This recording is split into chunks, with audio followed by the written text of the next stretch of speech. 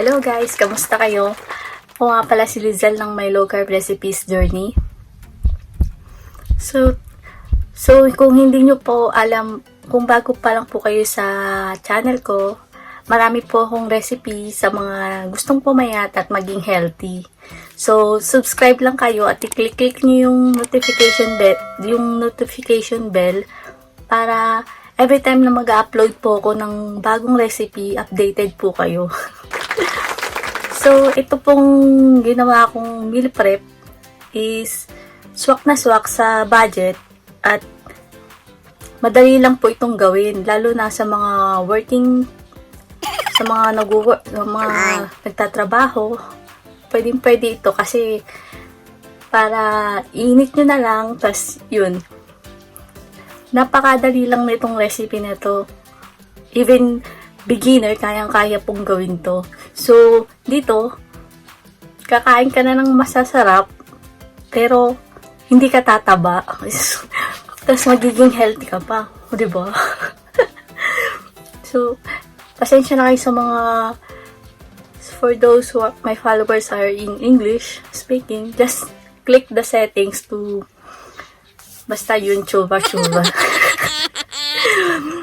Pasensya na kayo, akong bihira lang ako magpakita sa vlog ko kasi hindi kasi ako marunong magsalita ng kasi marunong lang ako magluto at mag-bake.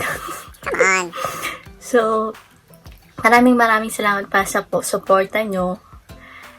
Ngayon, aabot na tayo ng 5,000 followers. Sana umakit yung subscriber ko. Para mas marami tayong matulungan, lalo na sa mga kagaya ko na sobrang taba, tas hirap pumayat at ginugutom yung sarili, ganun. So, itong meal plan na to, hindi ka gugutumin, busog na busog ka dito. So, pwede nyo ring hindi kainin yung yung 3 times na food, yung breakfast, lunch, dinner, pwede kayo mag-skip sa isa niyan. So, itong meal prep na to, para to sa inyo. So, ano bang di ko alam sabihin ko. Basta yun na po yun, no? Sa next video ko, gagawa ulit ako ng meal preparation. Kaya, mag-subscribe kayo. Kaya, mag-subscribe po kayo para ma-update po kayo lagi.